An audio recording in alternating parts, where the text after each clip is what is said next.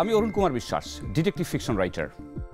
আপনাদের সবাইকে স্বাগত জানাই ব্যানকফ নিবেদিত বই ভালোবাসি তোমার অনুষ্ঠান।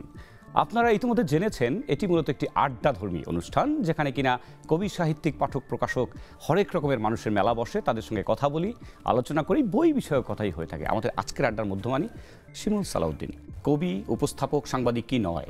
আল্লাহ, এরকম পরিচয় দেন না। আমি স্বাভাবিক, মানে আমি নিজেকে কবি পরিচয় দিতেই স্বস্তি বোধ করেন।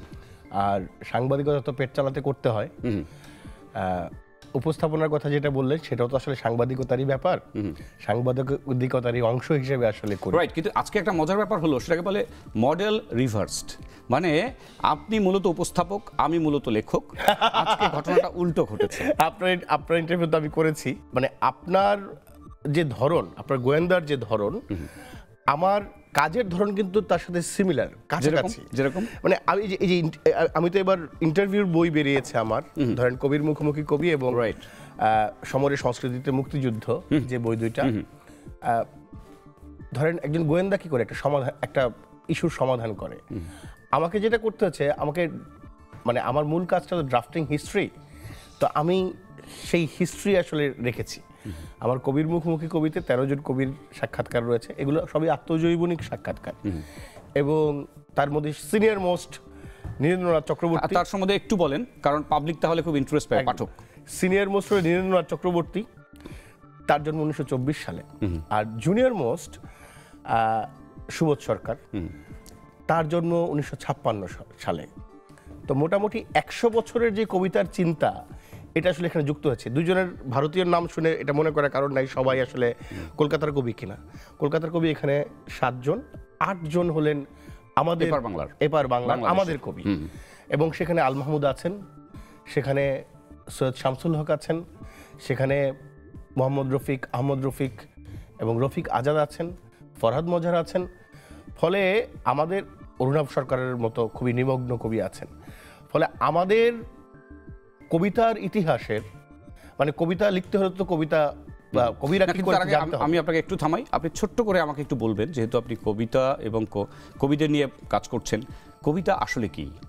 একেবারে মোটা দাগে সহজ ভাষায় বলবেন, কবিতা মানে কি? যত সহজে বলা যায়, সহজে বলাটা কঠিন কবিতার ব্যাপারটা। কবিতা আসলে অনুভব। কবিতা আসলে এমন একটা অনুভব যেটা এর আগে আপনি বোধ করেন নাই, নতুন অনুভব। এবং আপনি যখন 4টা বা 5টা বা 8টা লাইন লিখলেন, কিংবা একটা লাইনই লিখলেন, সেটা যখন আপনাকে একটা নতুন চিন্তার দিকে নিয়ে যাবে, নতুন দৃশ্য দেখাবে, নতুন একটা ব্যাখ্যা দিবে, বা নতুন করে কিছু আপনি ভাববেন, একটা ভাবনার উস্কানি দেবে, সেটাই কবিতা। আজকালকার কবিতার পাঠক কমে যাচ্ছে, সমাজকে সেভাবে রিপ্রেজেন্ট করছে না। আমাদের পার্সিবিসি শেলি একটি দারুণ কথা বলেছেন, কবিতা হলো সেই আয়না, যে আয়না একটা বিকৃত জিনিসকেও সুন্দরভাবে উপস্থাপন করে।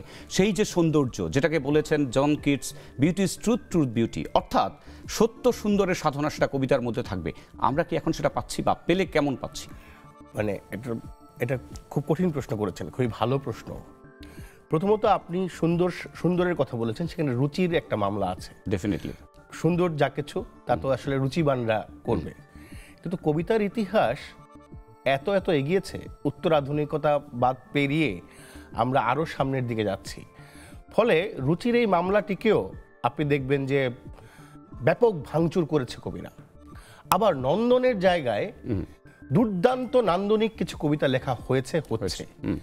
এবং এইখানে সংকটটা হলো কবিতার পাঠক তো কম, ফলে ঠিক গুরুত্বপূর্ণ লেখককে, গুরুত্বপূর্ণ কবিকে খুঁজে পড়বার যে আগ্রহ, সেটা যদি একজনের না থাকে, তাহলে এটা সে বুঝবে না। আসলে এটা কঠিন বোঝা। আর আমি মনে করি এবারও বইমেলায় যেই কবিতার বইগুলো বেরিয়েছে, এর মধ্যে গোটা বিশেক বই খুবই গুরুত্বপূর্ণ, মানে আমি নাম না করি, কিন্তু খুবই গুরুত্বপূর্ণ বই সেখানে আছে। এবং সেখানে আপনি এরকম এই নতুন ধরনের আধুনিক, দুর্বোধ্য নয় এরকম কবিতাও আপনি পাবেন। ফলে কবিতার যে দুর্বোধ্যতার প্রসঙ্গটা, আমি তো একটু আগেই বলছিলাম আপনাকে যে নতুন হতে হবে সেটাকে। এখন ভাই, জগতে যেই ভাষায় রবীন্দ্রনাথ লিখেছেন, যেই ভাষায় নজরুল লিখেছেন, জীবনানন্দ লিখেছেন, আমাদের বড় কবিরা লিখে গেছেন, প্রায় সমস্ত অনুভূতি নিয়ে তারা লিখেছেন। নতুন আমি কি লিখব? এখন নতুন ওই লিখতে গেলে তখন তো একেবারেই অনালোকিত যে অঞ্চল, সেখানে আপনাকে অলোকেশ রায়ের মতো ডিটেকটিভের মতো হ্যাঁ, ইয়ে কিন্তু করতে এখানে হবে। একটা বিষয় আমি বলতে চাই যে জীবনের যান্ত্রিকতা এসেছে, জটিলতা এসেছে, আমরা তো একটু উপশম পেতে চাই, পেলিয়েটিভ।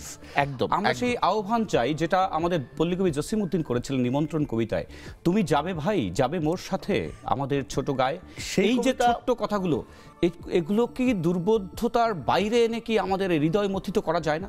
যায় যায়, সেরকম কবিতাও কিন্তু লেখা হচ্ছে, এই সময়ই লেখা হচ্ছে। এক সময় কবিদের বলা হতো বার্ড, বিএআরডি, বার্ডলেটরি, অর্থাৎ তারা সভাকবি হতেন, রাজকবি হতেন, রাজা কি শুনতে চায় সেগুলো শোনানো হতো। এটা কিন্তু আমাদের কবিতার ইতিহাসেও রয়েছে। একদমই। ধরেন আপনি কি আল মাহমুদকে রাজকবি বলবেন না? আপনি কি এই যে এখন আমাদের মুক্তা খুবই আলোচিত একটা কবিতা লিখে, রসনারা মুক্তা। তো আমি সকালবেলা দেখলাম ওকে কেউ একজন খোঁজা মারছে রাজকবি বলে। এখন ধরেন আমি মনে করি যে কবির কাজ রাজসভার কবি হওয়া না, কবির কাজ জনগণের কবি হওয়া এবং জনগণের জন্য লেখা এবং জনগণের পাশে থেকে জনগণের বেদনাটাকে আসলে তুলে ধরা। এবং সেই জায়গায় আমি মনে করি যে জনগণ আমাদের অনেকের কবিতা জনগণ নিচ্ছে এবং নেয়, এবং এটা তো মানে it's not a one way traffic, এবং এটা একটা সমাধান নাই, পারস্পরিকতা রয়েছে। একদম পারস্পরিকতা। এবং সেখানে আমি পাঠকদের আমন্ত্রণ জানাই, পাঠকদের আসলে পড়তে হবে। আচ্ছা, সেখানেই আমার প্রশ্ন যে অন্যান্য জনরার তুলনায় কবিতার পাঠক কম, এর কারণ কি এবং এক্ষেত্রে কবিদের দায় কতটা? আমি লেখক হিসেবে কবিদের উপরেই চাপাতে চাই কিছু। আপনি তো চাপাতে চাইবেনই, আপনি তো ডিটেকটিভ অলোকেশ রায়, কিন্তু কথা হলো যে এটা আসলে শুধুমাত্র কবিদের দায় না, কবিদের কাজ তো লেখা, কিন্তু লেখাটি প্রকাশের কাজ তো প্রকাশকের, সেটা সবার সামনে তুলে ধরার কাজটা গণমাধ্যমের। আপনি বলেন তো আমাদের গণমাধ্যম কবি সাহিত্যিকদের তুলে ধরার জন্য কয়টা অনুষ্ঠান করে সারা না, বছর? তারা শুধু বইমেলার সময় তারা খবর বিক্রি করে। তারা যেই খবর বিক্রি হলে অর্থ ফেরত আসবে, লগ্নি ফেরত আসবে, সেটা তারা করবে না। আচ্ছা, আরেকটা কারণ, আমরা যখন ছোট সময় বইমেলায় যেতাম, প্রচুর আবৃত্তি কিন্তু সারিবদ্ধভাবে বইমেলার আপনার মনে আছে যে বাইরে থাকতো, বাইরে। টিএসসি দিয়ে ঢুকলেই আপনি আবৃত্তি শুনতে পাইতেন, আবৃত্তির ক্যাসেট বিক্রি হতো। সেই ঘটনাটা নাই হয়ে গেছে। এরকম অনেক কিছু আমাদের নাই হয়ে যাচ্ছে। আচ্ছা, চা না কফি? এভাবেই হয়তো কফি, চা একেবারেই খাওয়া হয় না। কফি না, চা খাই, কিন্তু কফি আমার প্রিয়। কফির প্রতি আলাদা পক্ষপাত কেন? কারণ আপনি কি এটাকে পুরুষবাদী ভাবছেন না নারীবাদ? না, নারীর প্রতি পক্ষপাত না, একদমই বিষয়টা নারী পুরুষের মামলা না। কফি ভালো এই জন্যে যে কফি আপনাকে আসলে বিশেষভাবে কোনো একটা বিষয়ে মনোযোগ দিতে সাহায্য করে এবং চাঙ্গা করে, শরীর চাঙ্গা করে, ডোপামিন, এন্ডোরফিনসকে আপনি রিলিজ করে। এবং অলোকেশ রয় ডিটেকটিভ, কফি কোহলিক। আপনি জানেন আমাদের বিভিন্ন ডিটেকটিভ ক্যারেক্টার যারা রয়েছেন, তারা একটু আগে আমরা আলাপ করছিলাম যে শার্লক হোমস কিন্তু কোকেন পর্যন্ত খেতেন যখন আর কেস থাকতো না, নিজেকে সঞ্জীবনী এটা ধরে রাখার জন্য। না, আমি চা কফিতেই থাকি, সামনের দিকে যাই না। হ্যাঁ, good, very good, very good. এটাই উচিত। আমি মনে করি যেটা জীবনের জন্য ভালো নয় সেটাকে বর্জন করাই উচিত। একদম। আচ্ছা, আর একটি বিষয় আমি বলতে চাই যে এখন এবারে বইমেলা কি দেখছেন, মানে এই কি ধরনের? আপনি এই নিচের দুইটা বই, কবির মুখোমুখি কবি এবং সমরের সংস্কৃতিতে মুক্তিযুদ্ধ, এটা আমার শিমুল সাক্ষাৎমালার 1 ও 2, মানে প্রথম দুটি বেরিয়েছে, এটা 10টা খণ্ড হবে।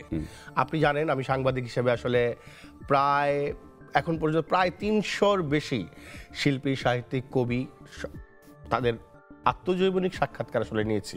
ইন্টারভিউ শিমুল সালাউদ্দিন নামে একটা শো আমি করি অনলাইনে, সেখানে এবং নানা পত্রপত্রিকায় এইসব সাক্ষাৎকারগুলো ছাপা হয়েছে। তো শিমুল সাক্ষাৎমালা 1-এ রয়েছে 13 জন কবির সাক্ষাৎকার, যার নাম কবির মুখোমুখি কবি। 2-এর নাম সমরের সংস্কৃতিতে মুক্তিযুদ্ধ।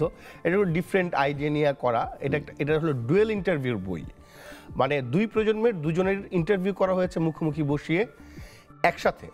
সেখানে যারা সরাসরি মুক্তিযুদ্ধে করেছেন এবং মুক্তিযুদ্ধের সাংস্কৃতিক অঙ্গনে মুক্তিযুদ্ধ একটা সাংস্কৃতিক লড়াইয়ের পরিণতি, যারা সরাসরি মুক্তিযুদ্ধ করেছেন এবং যারা মুক্তিযুদ্ধের চেতনা নিয়ে কাজ করেছেন, এবং 2 জনকে আমি পাশাপাশি বসিয়েছিলাম। তাদের 10টা শিল্প শাখার, বুঝতে পেরেছি, 10টা শিল্প শাখার 20 জনের সাক্ষাৎকার হলো সমরের সংস্কৃতির মুক্তিযুদ্ধ। এখানে যেমন ধরেন সৈয়দ হাসান ইমাম আছেন, আবার হাসান আরিফ আছেন, বুঝতে পেরেছি, ফেরদৌসী প্রিয়ভাষিণী আছেন, ভাস্কর, আবার শামীম শিকদার আছেন। ওকে, এইভাবে বুঝতে পেরেছি। Film maker. আচ্ছা, এবারের বইমেলায় নতুনত্ব কি দেখছেন? আমি তেমন কিছু নতুন দেখছি না। নতুন যেটা দেখছি কিছু পলিটিক্যাল, আমি বলবো যে সাপ্রেশন এবং এন্ডোর্সমেন্ট আছে, সেটা সমস্যা। ওগুলো ছিল, আগেও থাকবে, কারণ আমরা জানি আমরা সবাই রাজনীতি সচেতন। রাজনীতির একটা ভাষাই বলা হয় যে সেখানে কিছু ইমপ্রেশন ডিপ্রেশন এগুলো থাকবে, রাজনীতি এরকমই। ধরেন আপনি লেখক বলছি যে আয়োজনটা কিংবা মেলার যেই আয়োজনগুলা, এর কোনোটাই ঠিক আপনি সাহিত্যিক দৃষ্টিভঙ্গির জায়গা থেকে মানে নিরপেক্ষ দূরের কথা ঠিকঠাক হচ্ছে না আসলে, সেটা আমি মনেই করি। এবং যেহেতু আমি বইমেলা কাভার করি আপনি জানেন, ফলে আমি তো প্রতিদিন দেখছি কোন লেখকরা আসলে লেখক বলছিতে কথা বলছেন, কোন লেখকরা বাংলা একাডেমির সেমিনারে কথা বলছেন। এবং মানে ধরেন রাজনীতি থাকবে, রাজনীতি যখন নগ্ন হয় তখন সেটা দৃষ্টিকটু কোনো কিছু করা সাহিত্যের কাজ। আমি তো এটাকে একটু হালকাভাবে বললে এরকম বলতে পারি যে যারা কর্তা ব্যক্তি পদস্থ, তাদের স্বজনপ্রীতির ব্যাপারটা থাকে। স্বজনপ্রীতি কতক্ষণ পর্যন্ত করা যাবে? আমরা মনে হয় কি যে এটা আমরা আমাদের ম্যাচিওর ব্রেইন এটাকে বুঝিয়ে দেয়, এটা নিয়ে আলোচনার কোনো বিষয় নয়। কারণ আপনি যখন আপনার ত্রুটিটাকে নিজে বুঝতে পারবেন তখন সেটা সুন্দর হয়। তো এটা নিয়ে আলোচনা, আমি মনে করি যে আলোচনা, ওই যে পরিমিতিবোধ, এটা ভালো শব্দ বলেছেন। পরিমিতিবোধ আমাদের সবার জীবনে আসুক, রাষ্ট্রের জীবনে আসুক, এবং রাষ্ট্র নীতি, রাজার নীতি, নীতির রাজা, এগুলোই যেন থাকে, এটা আমরা প্রত্যাশা করি। একদম। এবং আশা করি যে আজকে আমাদের আলোচনায় আমরা বেশ কিছু বিষয় তুলে নিয়ে আসতে পারছি। আপনাকে অশেষ ধন্যবাদ। আশা করছি আবার দেখা হবে। থ্যাংক ইউ প্রিয় দর্শক, আমাদের আজকের পর্বে এখানেই ইতি টানছি। আশা করছি নতুন পর্বে নতুন কোনো অতিথির সঙ্গে আবার দেখা হবে। সে নাগাদ ভালো থাকবেন, সুস্থ থাকবেন এবং অবশ্যই বইয়ের সঙ্গে থাকবেন।